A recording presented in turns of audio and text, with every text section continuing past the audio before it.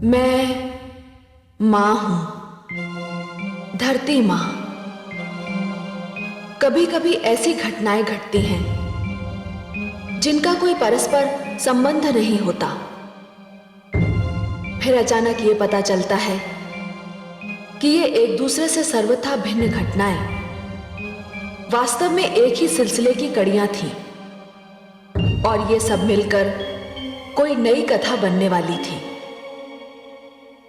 देवर्षि का अभिमान, भगवान श्री विष्णु को मिलने वाला श्राप तथा रावण और विभीषण के विचारों का मतभेद देखने में एक दूसरे से कोई संबंध नहीं रखते, पर मैं जानती हूं कि इनमें संबंध अवश्य है और यह संबंध एक ऐसी सुंदर कथा को जन्म देने वाला है जो इससे पहले कभी सुनी नहीं गई थी।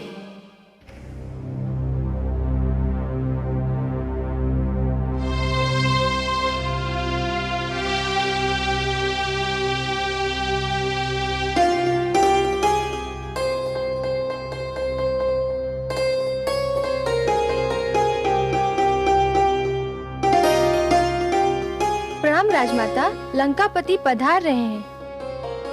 हमारा पुत्र इस समय अवश्य ही कोई आवश्यक बात होगी।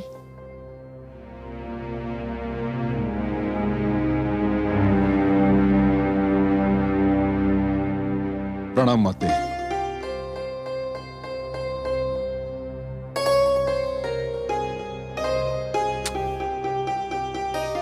मेरे महान पुत्र, मेरे शक्तिशाली लाडले, मेरे यशस्वी लाल के मुख पर चिंता की रेखाएं मुझे व्याकुल कर रही हैं। लंका के महान नरेश के ललाट पर चिंता की ये रेखाएं तनिक भी नहीं सुहाती। माते,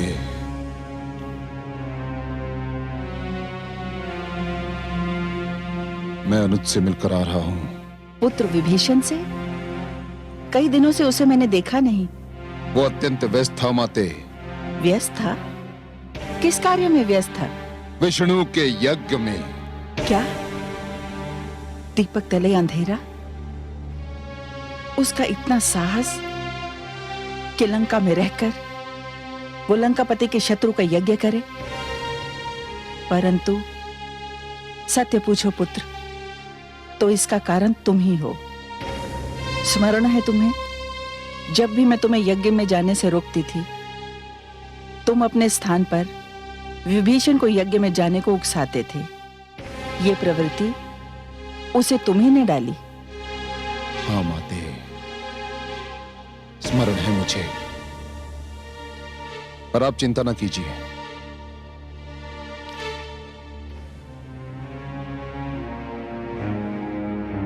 मैंने उसे समझा दिया है और उसने मुझे वचन दिया है कि अब कभी भी वो यज्ञ नहीं करेगा। अच्छा किया, किंतु मेरी चिंता कम नहीं हुई। आपकी चिंता कम नहीं हुई? परंतु क्यों माते? इसलिए कि मुझे भय है। ये विष्णु प्रेम एक ऐसा दुष्ट रोग है जिसे एक बार लग जाए जीवन भर उसका पीछा नहीं छोड़ता। मैंने कितनी कठिनाई से तुम्हें इस रोग से दूर रखा। चलो, तुमने विभीषण को तो रोक दिया। रोक तो दिया माते, रोक तो दिया। मैंने केवल अनुज विभीषण को ही नहीं, समस्त ऋषियों को यज्ञ करने से रोक दिया। उनके शरीर से रक्त निकाल निकाल कर उन्हें लंका छोड़कर भागने के लिए विवश कर दिया मैंने माते। जानती हूं, जब मैंने ये समाचार सुना तो तुम्हारी भूरी भूरी प्रशंसा भी की थी। ये सब तो ठीक है माताश्री, पर एक प्रश्न मेरे मन में बार बार सिर उठाता है। कैसा प्रश्न? माते,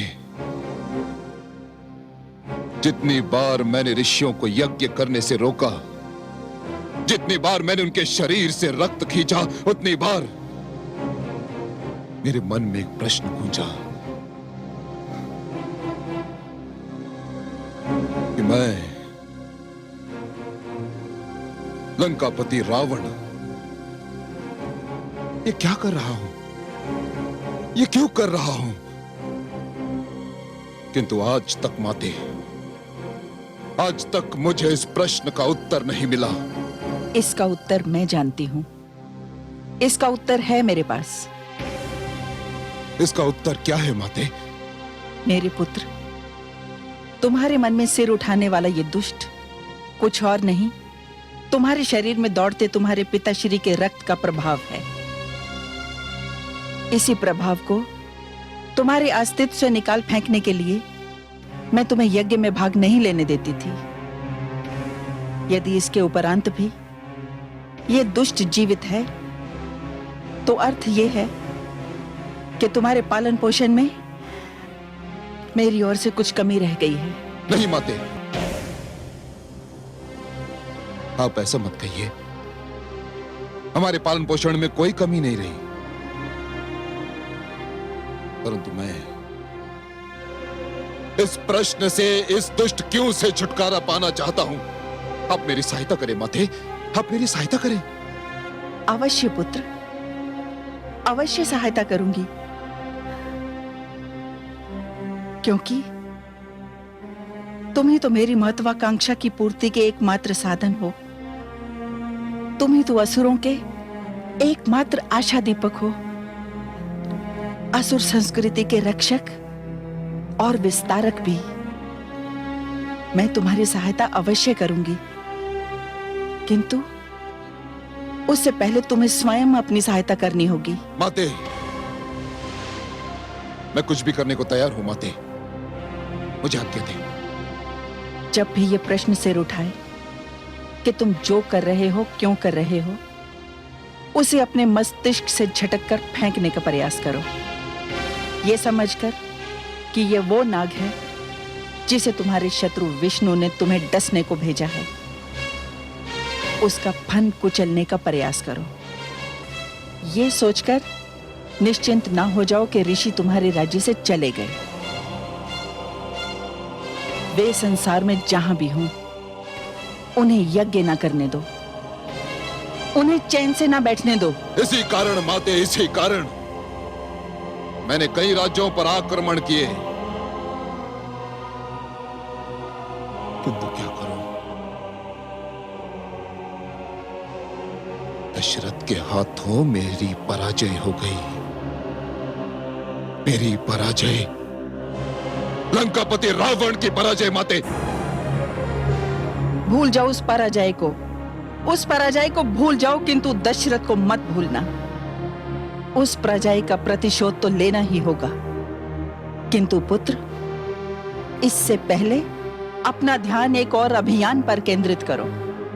आप चाहती क्या है माते? मैं तुम्हें विश्व विजेता देखना चाहती हूं। जाओ पुत्र, अपने भ्राता कुंभकर्ण के पास जाओ, उसे साथ लेकर विश्व विजय अभियान पर निकल पड़ो। मेरा आशीर्वाद तुम्हारे साथ है।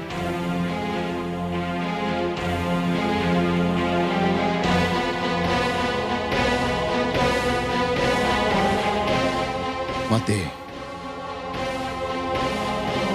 मैं भी भ्राता कुंभकर्ण के पास जाता हूं, उन्हें साथ लेकर जाऊंगा।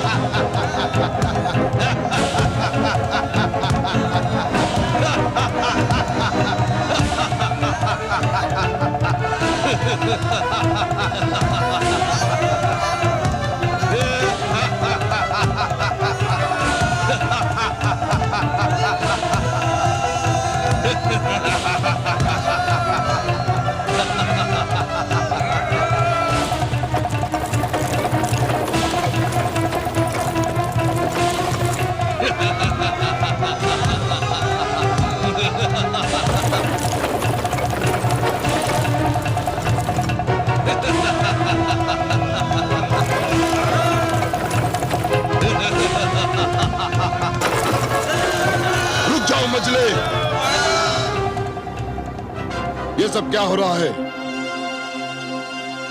पूज्य भ्राता रावण को कुंभकर्ण का प्रणाम। भ्राताश्री, यदि मैं इन दुष्ट मानवों को आतंकित न करूं, तो ये नियंत्रण रहित होकर मेरा आदर और आपकी आज्ञा का पालन करना छोड़ दें। अब शांत हो जाओ मंझले, शांत हो जाओ। अब मैं आ गया हूं। कहां से आ रहे हो भ्राताश्री? मैं माताश्री के चरण स्पर्श करके आ रहा हूं। कैसी है माताश्री? उन्हें कोई कष्ट तो नहीं? जिसके तुम जैसा पुत्र हो उसे काहे का कष्ट मंझले? महान है हमारी माता। मेरा मन करता है कि मैं उनकी हर इच्छा पूर्ण करूं। मंझले, माताश्री ने आज एक इच्छा व्यक्त की है। क्या इच्छा व्यक्त की है माताश्री ने? बताइए, मैं उसे पूरा कर दिखाऊंगा। मंझले, माताश्री चाहती हैं कि मैं विश्व विजेता बनूं। तो बन जाइए, कौन रोक सकता है आपको? और विश्व विजेता क्यों, आप त्रिलोक विजेता बने। आप रावण हैं, लंका नरेश। बनना तो चाहता हूं मंझले, बनना तो चाहता हूं, किंतु ये सब तुम्हारे सहयोग के बिना असंभव है। मेरा सहयोग तो आपको मांगे बिना मिलेगा। सुना है आप अयोध्या नरेश दशरथ से परास्त हो आए हैं।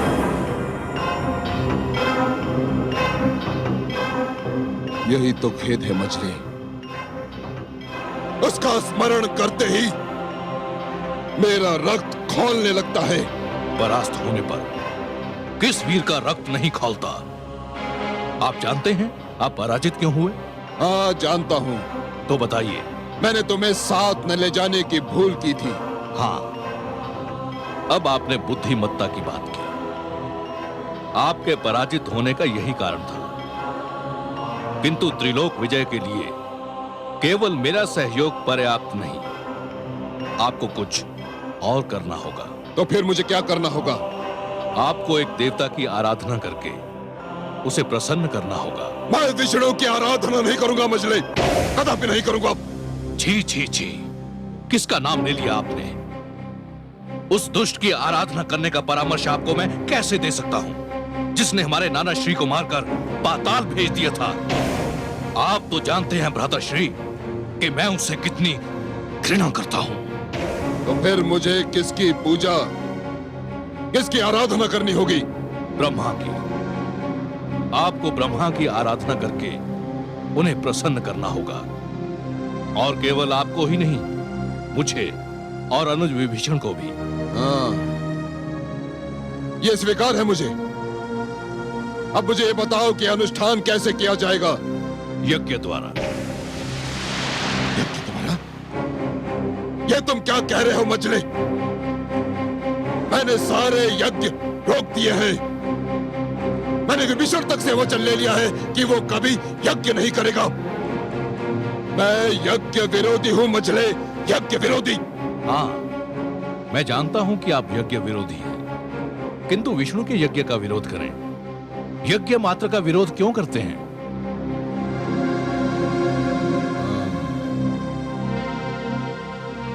तुम्हारा तर्क मेरी समझ में आ रहा है। हाँ, अनुज विभीषण की यज्ञशाला प्रस्तुत है।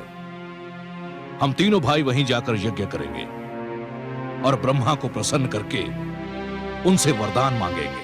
ठीक है, मैं तुम्हारे परामर्श से सहमत हूं। हम यज्ञ करेंगे। यज्ञ की तैयारी की जाए। प्रणाम भ्राताश्री।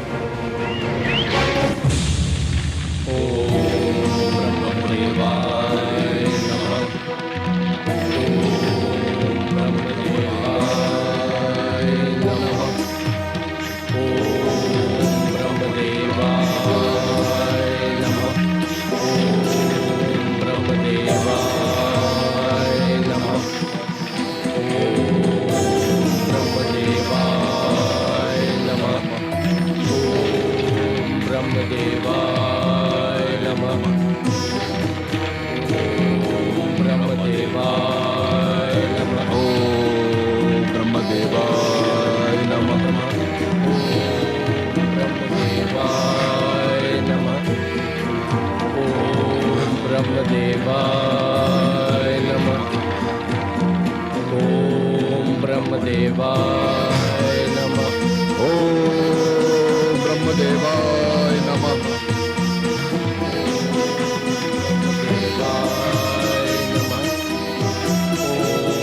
ब्रह्मदेवाय नमः। ओम ब्रह्मदेवाय नमः। ब्रह्मदेवाय नमः। ओम ब्रह्मदेवाय नमः। कमल नयन, मुझे तो बड़ी हंसी आ रही है। जो रावण यज्ञों का इतना बड़ा विरोधी था, आज स्वयं यज्ञ करने बैठा है। महादेवी, दो वस्तुएं ऐसी हैं जो मनुष्य से कुछ भी करा सकती हैं, आवश्यकता और लालसा, जो मनुष्य को किसी भी प्रकार का समझौता करने पर विवश कर देती हैं। और आप तो जानती हैं महादेवी कि रावण को इस समय शक्ति की आवश्यकता है और त्रिलोक की लालसा। तो क्या रावण का यज्ञ सफल होगा? महादेवी, शुभ कार्य यदि अशुभ हाथों से भी हो तब भी शुभ ही रहता है और अपना रंग दिखाकर ही रहता है। एक बीज यदि धरती पर गिरे तो अंकुर बनकर अवश्य फूटता है महादेवी। मुझे विभीषण की कोई चिंता नहीं है। उसकी आत्मा तो आपके रंग में रंगी हुई है, परंतु रावण और कुंभकर्ण अत्यंत दुष्ट हैं। उनके हाथों में ये शक्ति आ गई तो वो तो आतंक फैला देंगे। महादेवी, विधाता ने किसके भाग्य में क्या लिखा है ये तो वही जाने। परंतु मैं देख रही हूँ कि रावण में एकाग्रता की कमी है। वो यज्ञ में अपना ध्यान नहीं लगा पा रहा। किंतु रावण हठी है महादेवी। वो ब्रह्मा को प्रसन्न करने के लिए स्वयं अपने प्राणों से भी खेल सकता है। ओम ब्रह्मदेवाय नमः। ओम ब्रह्मदेवाय नमः। ओम ब्रह्मदेवाय नमः। ओम ब्रह्मदेवाय नमः। ब्रह्मदेवाय नमः। हे ब्रह्मा, मुझे यज्ञ का अभ्यास नहीं। मैं नहीं जानता कि मैं आपको कैसे प्रसन्न करूं। अग्नि मेरी संविदा स्वीकार नहीं कर रही है, इसलिए आज मैं एक ऐसी वस्तु संविदा के रूप में यज्ञ की अग्नि में भेंट करूंगा जो आज से पहले कभी किसी ने भेंट नहीं की होगी। ब्रह्मदेवाय नमः। ओम ब्रह्मदेवाय नमः। ओम ब्रह्मदेवाय नमः। ओम ब्रह्मदेवाय नमः। ओम ब्रह्मदेवाय।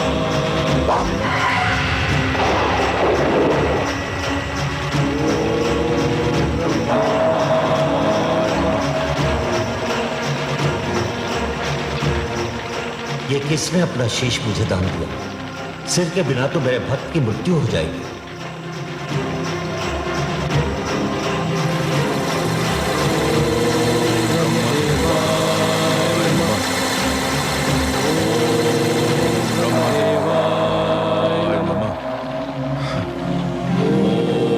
ब्रह्मदेवाय नमः। ओम ब्रह्मदेवाय नमः।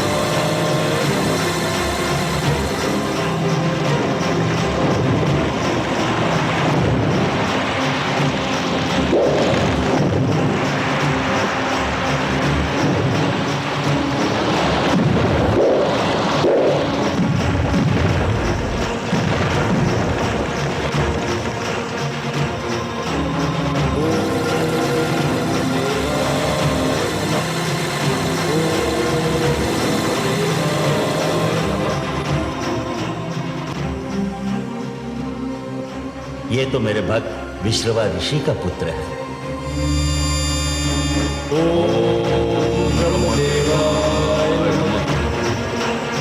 वत्स,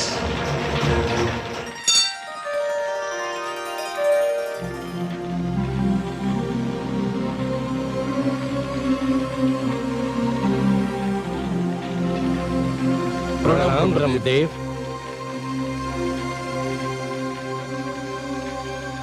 मैंने तुम तीनों भाइयों का यज्ञ स्वीकार कर लिया। मैं तुम तीनों भाइयों से प्रसन्न हूं। जो वरदान मांगना चाहो मांग लो। बोलो भक्त, तुम्हें क्या चाहिए?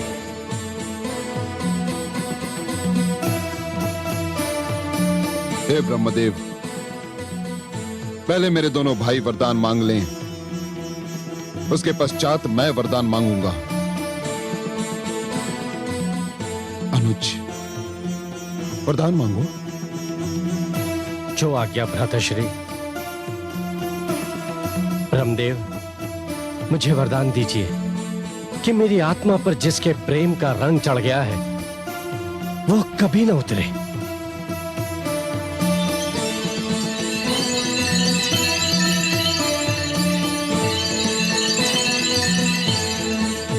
तथास्तु।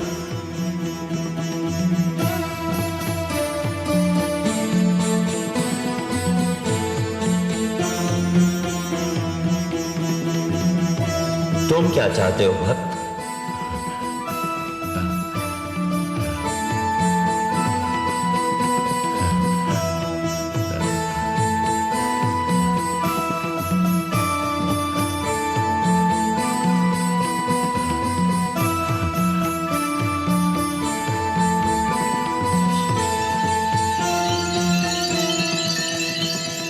मांगो कुंभकर्ण, शीघ्र मांगो।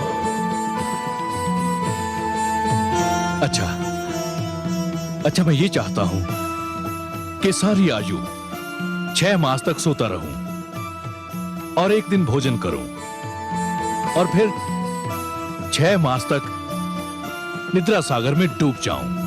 तथास्तु।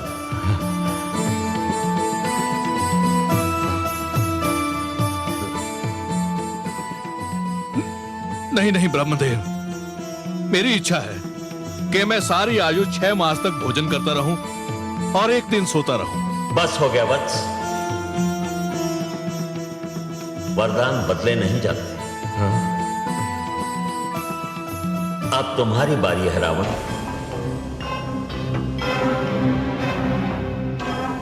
हे ब्रह्मदेव, मुझे ऐसा वरदान दीजिए कि मैं मृत्यु पर विजय प्राप्त कर लूं। नहीं वत्स, मृत्यु पर विजय पाना असंभव है। साधारण मानव तो मुझे मार ही नहीं सकता ब्रह्मदेव,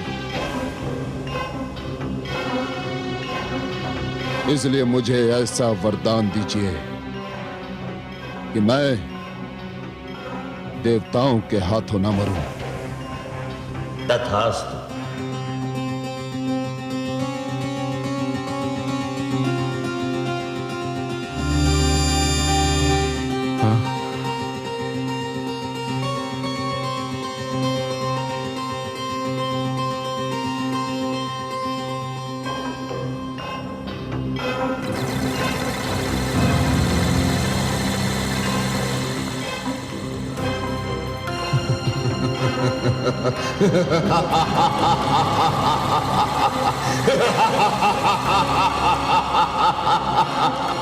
ये तो बहुत बुरा हुआ कमल नयन।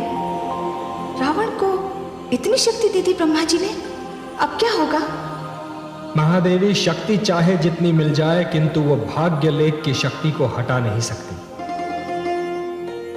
किंतु ये क्या कमल नयन, ये कुंभकर्ण क्या मांग बैठा? महादेवी, वास्तव में वो मांगना चाह रहा था कि वो 6 मास तक केवल भोजन करता रहे, फिर केवल एक दिन के लिए सो जाए और फिर से जागकर भोजन करने में जुट जाए। किंतु मैंने उसके मन में दुविधा डाल दी और उसके मुख से उल्टी ही बात निकल गई। तो फिर रावण के मन में भी ये दुविधा डाल दी होती? उसकी आवश्यकता नहीं थी महादेवी, उसने तो अपने विनाश का प्रबंध स्वयं ही कर लिया है। वो कैसे कमल नयन? उसे तो वरदान मिला हुआ है कि किसी देवता के हाथों वो मर ही नहीं सकता, और मानव को तो वो कुछ समझता ही नहीं। यही तो उसकी भूल है महादेवी, यही तो उसकी भूल है। रावण बड़ी बड़ी बातें करता है, इसीलिए उसका नाम रावण है। किंतु बड़ी बड़ी बातें करने में वो ये भूल जाता है महादेवी कि वो क्या कह रहा है और क्यों कह रहा है। मानव को तो वो कुछ समझता ही नहीं। किंतु हे महादेवी, मानव विधाता की सबसे महान कृति है और सबसे शक्तिशाली भी। रावण ने विधाता से देवताओं के हाथों ना मारे जाने का वरदान लेकर बड़ी भूल की है, क्योंकि अब उसका विनाश मानव के ही हाथों होना सुनिश्चित है।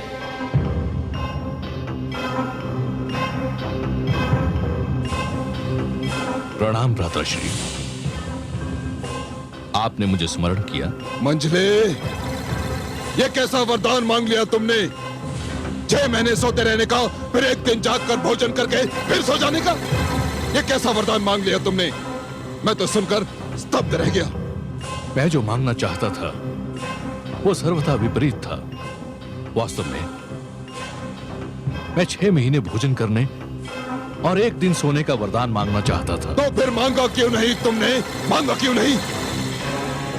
ना जाने मेरी जीभ कैसे फिसल गई, कुछ का कुछ निकल गया मेरे मुख से। किंतु अचानक तुम्हारी बुद्धि कैसे भ्रष्ट हो गई मंझले?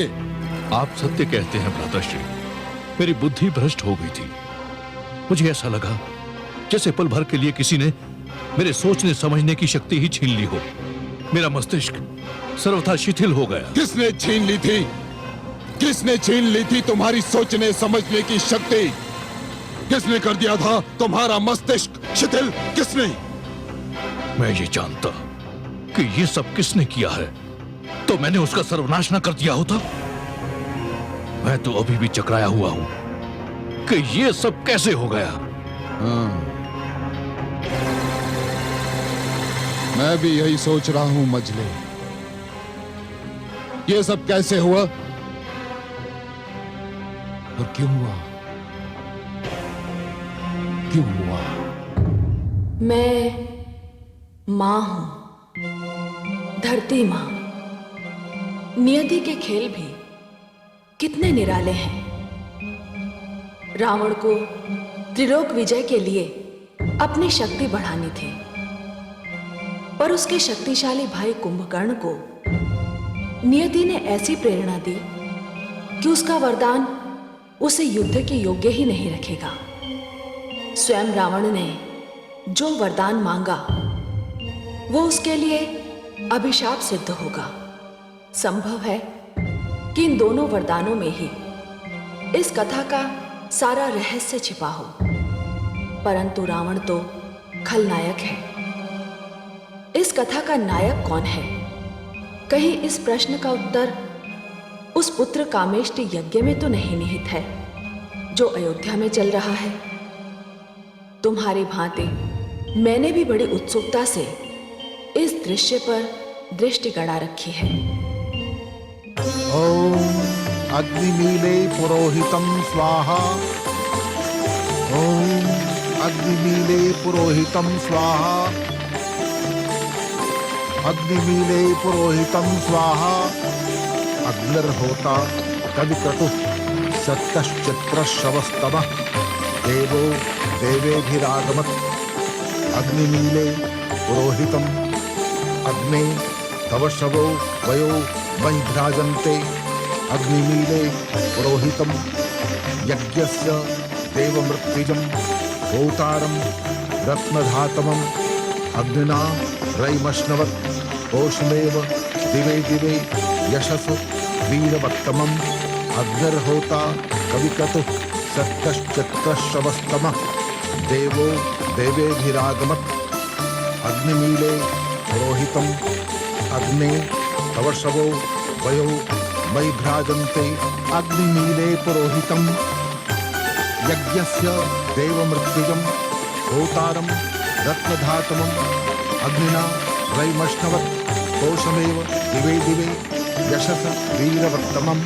अग्निर्होता कविक्रतुः सत्तश्चित्रश्रवस्तमः देवे देवेभिरागमत्। अग्निमीले पुरोहितम अग्ने कवशवो वयो मयि भ्राजन्ते अग्निमीले पुरोहितम यज्ञस्य देवमृत्युजं भूतारं रत्नधातमम् अग्निना रैमश्नवत् कोशमेव दिवे दिवे यशस वीरवत्तमम् अग्निर्भूता कवितकुः सत्यश्चित्रश्रवस्तमः देवो देवेभिरागमत् अग्निमीले पुरोहितम् अग्ने तवशवो वयो महि भ्राजन्ते अग्निमीले पुरोहितम्।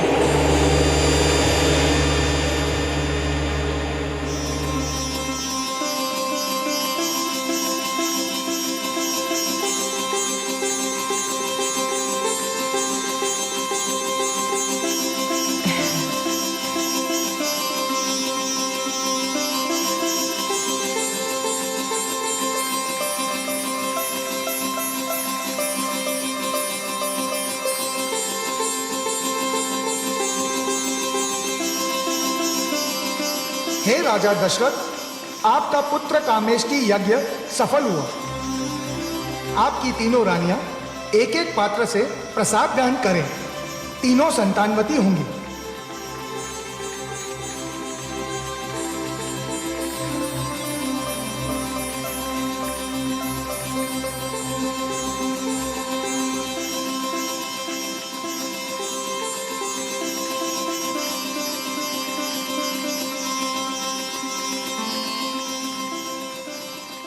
पात्र तो 4 हैं, एक पात्र व्यर्थ क्यों जाए? यदि मैं चौथा पात्र कैकेयी को दे दूं, तो उसको 2 पुत्र मिल जाएंगे। महाराज और प्रसन्न हो जाएंगे।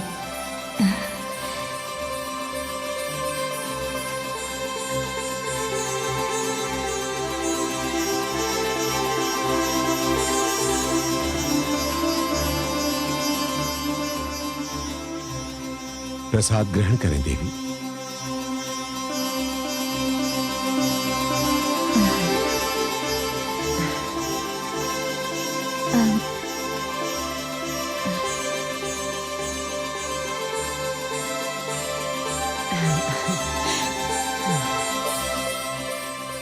बहना, ये तीसरा पात्र मैंने तुम्हारे लिए उठाया है, इसे भी तुम ग्रहण करो। नहीं दीदी, मुझसे अधिक इस पर दीदी कौशल्या का अधिकार है। नहीं देवी, यह असंभव है। आपने पात्र छू लिया तो आप ही को ग्रहण करना होगा, इसे और कोई नहीं ग्रहण कर सकता। आपने कह दिया दीदी, मैं धन्य हो गई। ईश्वर को कोटि कोटि धन्यवाद।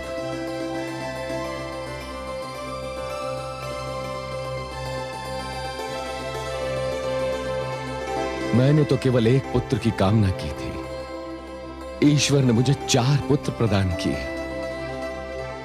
मैं धन्य हो गया प्रभु, धन्य हो गया। रघुकुल का सौभाग्य है, पाया ये वरदान। राजा दशरथ के भवन खेलेगी संतान। हर्षित है सब रानियां, भर जाएगी गोद। आशा होगी फलवती, होगा मोद प्रमोद, होगा मोद प्रमोद। जो सुनेगा ये पुराण, पाएगा सुख और ज्ञान, पाएगा सुख और ज्ञान। कर्म को ही धर्म जान, प्रेम की तू छेड़तान, प्रेम की तू छेड़तान।